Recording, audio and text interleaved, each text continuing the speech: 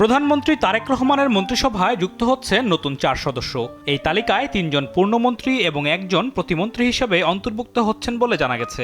সন্ধ্যায় বঙ্গভবনের দরবার হলে তাদের শপথবাক্য পাঠ করাবেন নবনির্বাচিত রাষ্ট্রপতি মির্জা ফখরুল ইসলাম আলমগীর। নতুনদের মধ্যে পূর্ণমন্ত্রী হিসেবে প্রথম নামটি বিএনপির স্থায়ী কমিটির জ্যেষ্ঠ সদস্য ডক্টর আব্দুল মঈন খানের।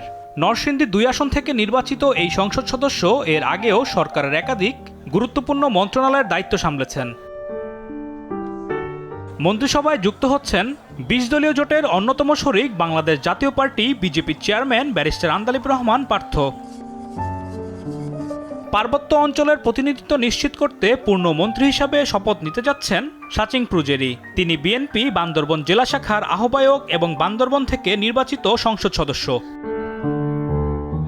এছাড়া প্রতিমন্ত্রী হিসেবে মন্ত্রিসভায় যুক্ত হচ্ছেন গাইবান্ধা 4 আসন থেকে নির্বাচিত বিএনপির সংসদ সদস্য শামীম কায়সার লিংকন।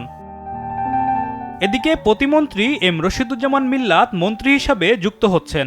এছাড়া প্রধানমন্ত্রীর পররাষ্ট্র বিষয়ক উপদেষ্টা হুমায়ুন কবিরও মন্ত্রিসভায় যুক্ত হচ্ছেন বলে জানা গেছে। ইতিমধ্যেই মন্ত্রিপরিষদ বিভাগ নতুন মন্ত্রীদের জন্য পতাকাবাহী গাড়ি প্রস্তুত রেখেছে। আজ রাতে শপথ গ্রহণ শেষে মন্ত্রিপরিষদ বিভাগ থেকে দপ্তর বন্টনের চূড়ান্ত প্রজ্ঞাপন জারি করা হবে। আলিমুজ্জামান সাফওয়ান, দেশ টিভি, ঢাকা।